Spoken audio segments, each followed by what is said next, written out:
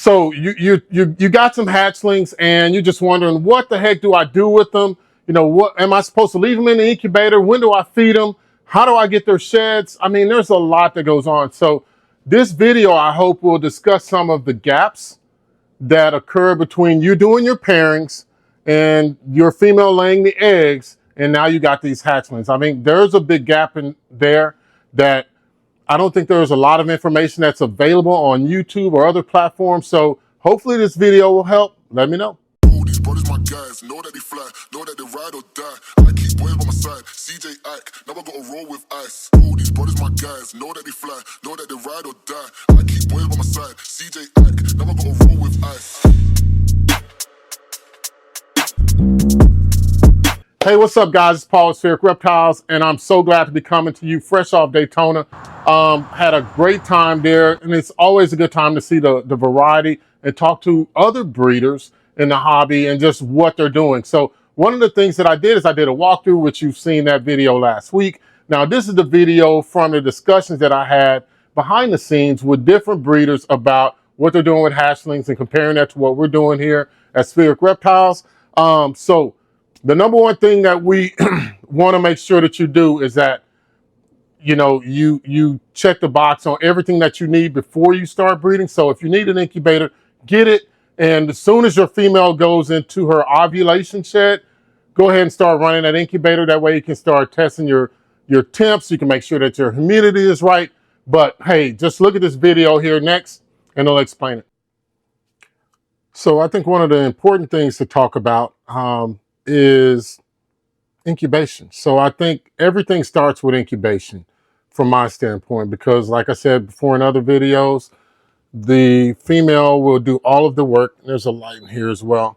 The female will do all of the work. She produces the eggs, and you know, it takes a while for that. You can mess it up. So I think that you got two choices. You can do maternal incubation, which that definitely works. You might have some loss, or you can do incubation with a constructed or a professional incubator. It's up to you. You know, I think that once you get the hang of it, I know plenty of people who do both maternal, and I know a lot of people who use the commercial incubators. So for this clutch, we paired up a female double head lavender pied to a visual dreamsicle male that's blackhead leopard confusion. We've done this pairing before. But one of the main things is this box starts off the hatchlings with the greatest amount of success. So you can either use water, which we use, or you can use a vermiculite or percolite material. You can use a diffuser egg crate, or you can use a commercial egg holder. But the main thing is the temperature, guys. So I'm going to pull this back. So I have the temperature set at 89 degrees. You can see that my probe in there is measuring at 88. I have the door open now, so of course the humidity is down low. And then if I even look at this one down here, it's at 87. But I think that gives you the greatest chance of success with your hatchlings when you start off. So that's one of the main things that I always want to stress, is that you want to make sure that everything that you do, that you're doing it to the best of your ability to give these animals the most likely chance of making it. If you don't get the incubation correctly, whether it's maternal, because that can work too, or you use a commercially available incubator, you may not get hatchlings anyway. So the main thing to do is to just realize that you got to teach these animals, these snakes, everything about life, right? They don't have someone to guide them through. So you might have to teach them how to eat. You got to make sure that they have clean water. They know nothing. All they do is either they come out and they're very submissive and you can sex them and you can get their sheds and all this other stuff, or they're bitey, right? So we do have a bitey snake. In fact, her name was Vegas after Las Vegas, but we changed her name to Bitey because she just, you know, she threw her whole body at me every time. It didn't matter. After I sexed her, she was like, hey, I don't want anybody ever touching me like that again. Of course, she's a holdback, but let me get right into some of the other things that we've done. So we just recently went to Daytona, right? And this is number one. So when you go on vacation, if you have to, I'm going to start with this one first. Normally we keep our animals on paper, right? So, but to keep them on paper, this is very sterile. And in this new environment that they're in, when they're eating and they're pooping, you want to keep them on something where you can actually see it. that's both the urates and the hard feces. But if we look at like an animal right here, and this is one of the animals that will be available on Morph Market once it gets an additional feeding. But since we went to Daytona, this is a het clown. We had her genetic tested, so she's not het hypo. But you see, I put them on Coco husk, and you can also see the water dish that's in here. The reason I did this is because as we were leaving and coming back and I had to feed, I knew I would have to feed. I didn't want them defecating on the paper and then just living on that. So if you're going to go away for a week, I would say no more than a week, you would have to have somebody come back and check because you don't want bacteria to build up. I chose to put them on coconut husk, and that way, when they did use the restroom, then it went straight through, and then when we came back, I just cleaned it up, right? So the first thing that you're going to do when your animals start hatching or pipping is you're going to either cut them out or you're going to let them come out on their own. So generally speaking, at the 58th day, if one starts pipping, I just do an egg cutting for all of them, but you've seen those videos. I allow those animals to come out of the eggs on their own, right? So I don't want to pull them out. You don't want to cut them all the way out because they still have some undigested yolk sacs attached to their umbilicus, and you don't want to disturb that. You don't want to add any additional bacteria because it's already that they've been in this environment. You haven't washed the eggs off, so there's bacteria everywhere. I mean, just think about it. So when they all come out, right, so you start removing the eggshells with all of the excess remnants of whatever they had when they were developing, and you throw those away and you put them in a fresh new container. That's going to help out well in making sure that they don't catch any infections or bacterial problems or anything like that. And at this point, you can actually look them over. I wouldn't sex them yet because they still haven't shed out. So now you got all of them out. And as you see on the screen, I'm showing you a picture of, you know, some snakes that are outside the eggs. Then you let them stay in the incubator for almost another week, right? And then during that time, you don't need the press and seal on there. All you need to do is to put them in the incubator in a box on paper towels, and then they will shed out, right? So you can separate them like I've shown you before in this video. You can separate them if you're looking to get those sheds that you want a genetic test. But if you don't have to genetic test them and you can identify them, you can leave them together, and that will encourage them. Once they start moving and shedding, they'll rub up against each other and it'll probably make the shedding process easier. Either way, you're leaving them in the incubator until they shed out. Now, if you do maternal incubation, then you'd have to create a humid environment for them that's, you know, basically high humidity, because that's what an incubator would be, and then that would promote them to shed out as well. But that humidity level being around 70%, maybe 80% is what's going to definitely get them to shed out. You don't want it super saturated with water so that they don't get any type of infections from that either, but you do want it damp enough to where they can shed out. And just remember, guys, they're coming out of an aqueous solution, right? So they're coming from an egg with yolk that doesn't have free-flowing air, so it's not going to hurt them to be in that incubator for that amount of time because they're making a transition as well, right? So now that they've shed out, so you can either collect that shed, which I'm going to show you some animals that'll be available on Morph Market, and what we've done is we've collected all their sheds, and I use these same labels. Can you see that? So I use these labels that come off of Husbandry Pro. They have a QR code there. And what I've done is I was able to take these and send them off to RGI. You can use Gray Rider. Both companies will give you the same results as long as when you're trying to do shed testing, that you get the shed test so that you can be 100% sure as far as what you know about the animals, right? So that's why sometimes I separate the animals like in the video before, but there are some clutches that I'll show today that were not separated because I could visually identify these from my own research and just me being around ball pythons now for a little bit of time. So that's key, guys. And at that point, that's the best time because that's when you can actually get your tubs and you can get your water dish, and then you can get a hide if you choose, or this is a bowl, so you can get a hide if you choose and put it all in here on the paper just to show you the setup.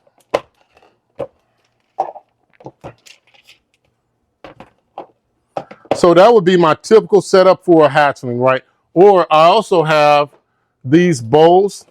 They don't have to have an opening in them. I mean, you can cut an opening in them like this, or you can leave it like this, and then you can just place that in the back if you use these 6-quart containers, right?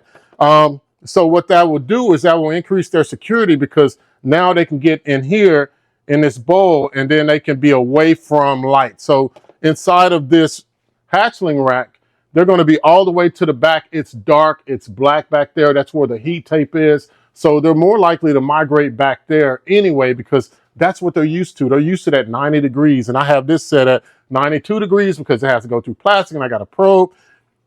Use your temperature probes. So once you get your temperatures correct in here, then you'll know for sure that these hatchlings will be viable. And this hatchling looks like it's about to knock the water dish over, which is what they do.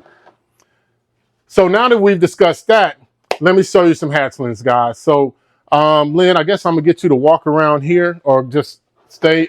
Actually, you can stay right there. You can stay right there. So I'm gonna show you some hatchlings that, you know, this is really a touchy subject for me, because I have bought a snake, and I'll just show her to you. I bought her from a breeder at the last NARBC, and she just recently ate, and she is a cinnamon mahogany het pied. She was so small, guys, that my friend Danny told me that I should not buy her. She was 40 grams when I got her home. But I hadn't seen this gene before, so I was like, if I don't get her now, I know I can raise her up. But that's not the case for most people. Most people aren't willing to take a snake at 40 grams that is not eating, even though the breeder, who I will not mention, said that she was. I had to assist feed her for 6 weeks straight. So I don't know if you guys understand what that's like, but if you're going into breeding, that might be one of the things that you have to do. The next thing that I'll talk about will be actually getting these animals to eat, because that is the question. And I'll put her back. And her name is Aunt Margot, after my Aunt Margot, or Aunt Margot, who was just a wild child when I was younger. I didn't know if I was going to be scared of her or happy to see her. Either way, she was funny to me, and I definitely miss her, because she's since moved on. And, you know, I loved her. I really did. So when the reason why we have all these hatchlings is because, for me, I like to put the animals on there in groups, and I have to make sure that they've had 5 to 6 meals where they've eaten on their own. So not all of these animals are eating on their own. Some of them I have to assist feed. So when you're looking to provide an animal for someone as a pet, you definitely want that animal to hit 1 or 2 things if you're buying right. And even if you're breeding, get that animal up to 100 to 120 grams, at least 5 feedings on their own. So they start off with live mouse hoppers, and then you quickly transition them to frozen thawed mouse hoppers. And why? Why would I do that, right? So simple.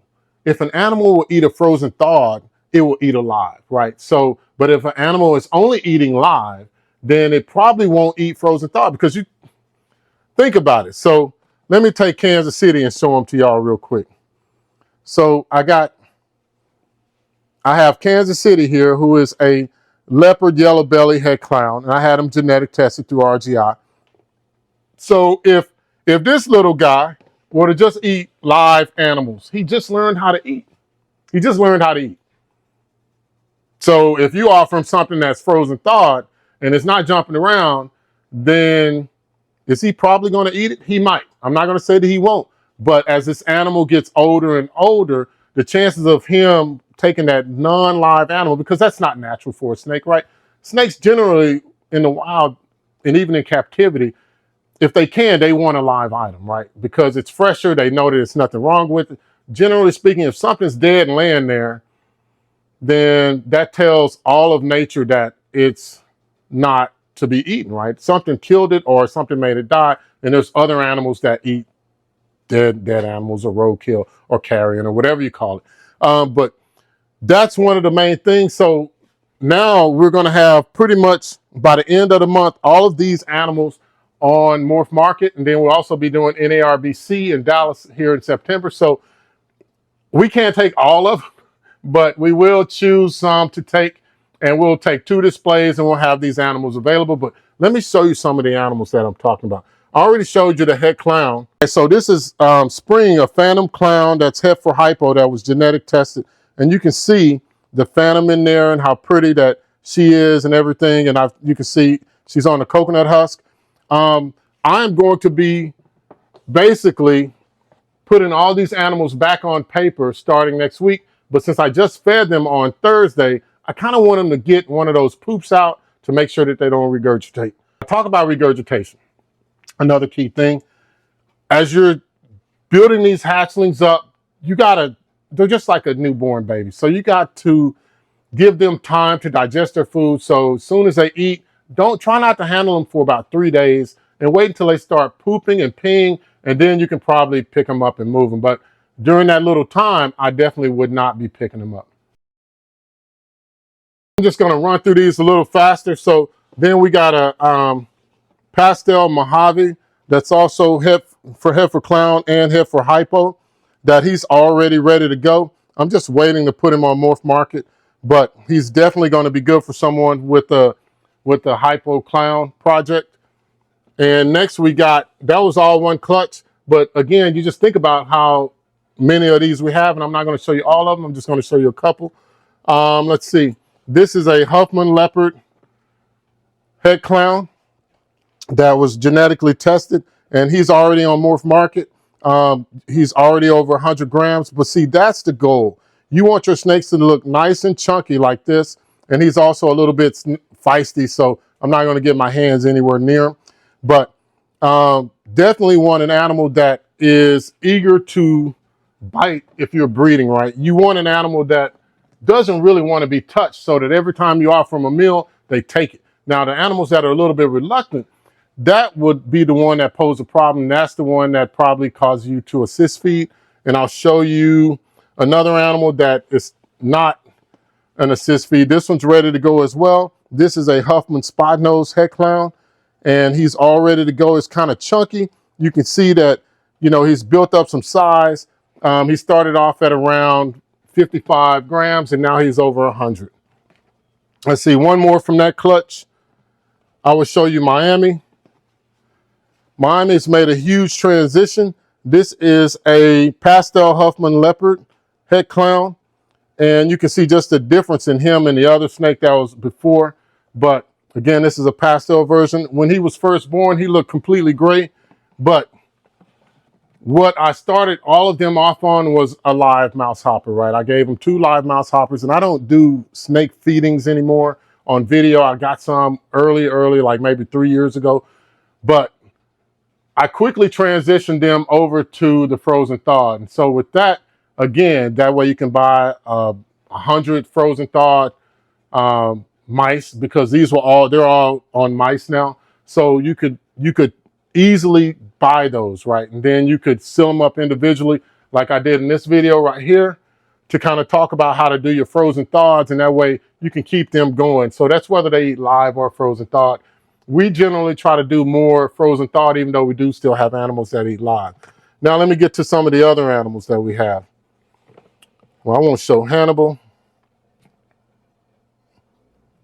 Let me see one right here. So, all right, let me show you one that I'm working on.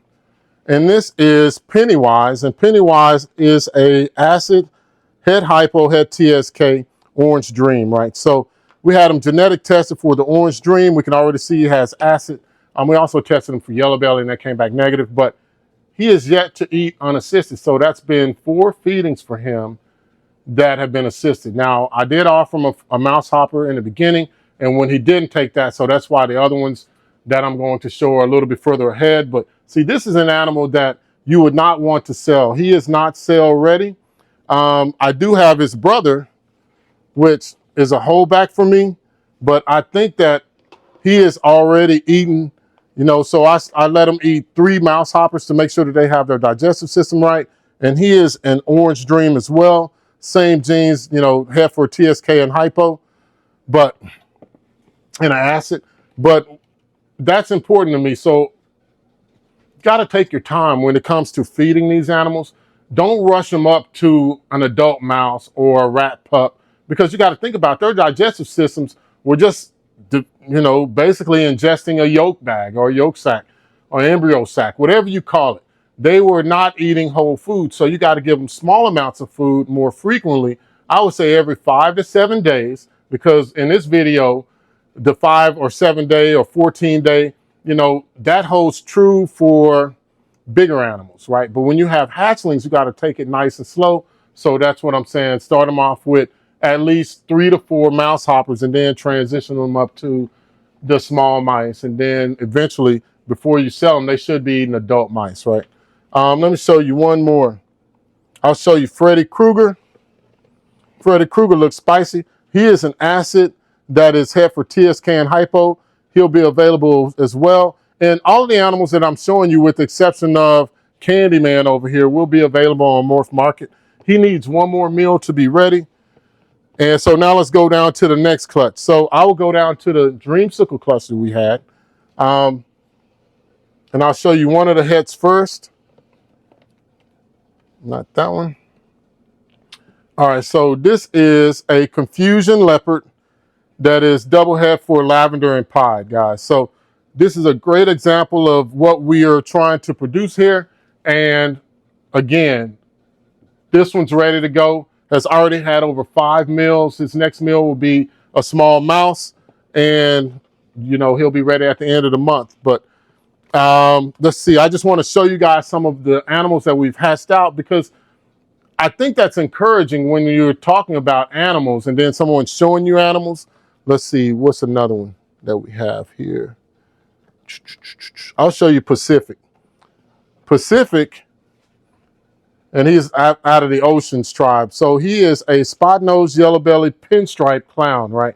And we also have his sister over here, which will be our holdback. And this is her. They have the exact same genes. So that's one of the things that I really want to encourage you to do as you are breeding, to try to create something that you're just not seeing a lot. And you might be surprised as to what you get. But getting back on subject, you definitely want to make sure that your animals are eating, so that when someone inquires about the animal through Morph Market or at a show, you should have the documentation or the paperwork to show how many times this animal is eaten, what the animal's weight was when it was born. So just keep all of that in mind so that you can provide a better service for your customers. Now, I'm gonna show y'all some stuff that, let me see. I got a confusion. I got a confusion head clown that will be available. He's only had 2 meals so far because we went on vacation, so we didn't feed him then.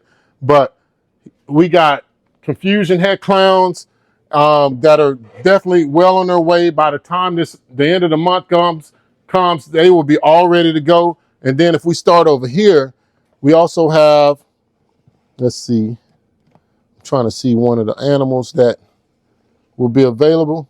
All right, so this is a bamboo that's double head for TSK and hypo, guys. So this is a really good project. If you could imagine this animal that is gray and black and almost white, then you're gonna have something very special, guys. It's something that you just don't see every day in the bamboo. And let's see what else we got. I'll show you one of the holdbacks we have. So this is this will be my holdback, and this is Nike. Nike's ready to strike already. He's poised and ready. So Nike is a bamboo inchy calico that's double head for TSK and hypo. So I'm going to use him to basically discuss why you're doing this.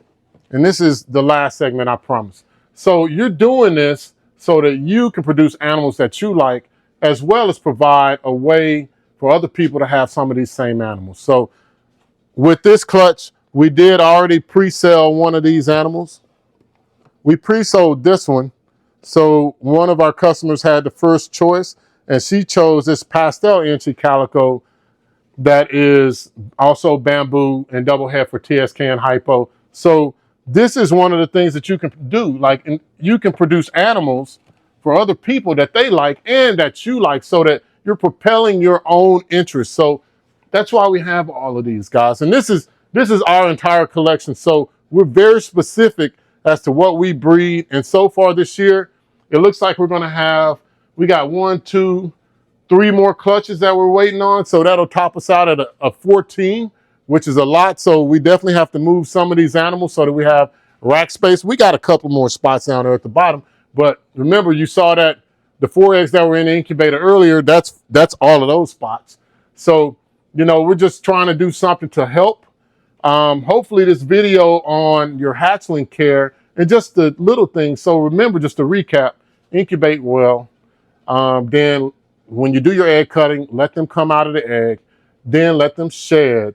Then after they've all shed out, then put them in a rack system or wherever you're going to store them, but make sure that they have the correct heat. Like, so make sure that they have a warm area of about 88 to 90 degrees and that it's pretty humid, not as humid as an incubator, but if you can hit 60 to 70%, that's great.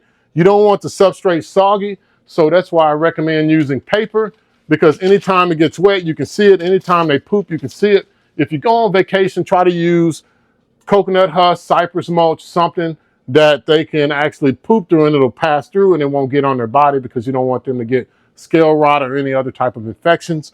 Then when it comes to feeding, oh yeah, wait about another 7 days after that, or you can try to introduce it right when they shed. I just found that I have a greater success rate if I wait 7 days. But then start them off on a live mouse hopper, then slowly transition them. If they don't take the next one, frozen thawed, keep offering them the frozen thawed, and you use that vacuum seal method. It'll keep them nice and dry that I showed you from this video right here. And lo and behold, after 5 of them, they'll be ready to go, or they'll be ready to move on, and they'll have everything down packed. But I think that is what it takes to transition one of these babies from the egg to turn into a juvenile, going through that hatchling phase. So, hey guys, if you like this type of content, please let me know by hitting that like button and that subscribe button. Leave me comments to let me know what you're doing to, you know, and even if you don't like, or if you do like something that I'm doing, let me know, because it will help me and it'll also help someone else in the community. But if nothing else, guys, thank you so much for watching. As always, enjoy that time that you spend with your family. I messed that up. Enjoy that time that you spend with your reptiles and cherish and love your family while you have them. Thank you.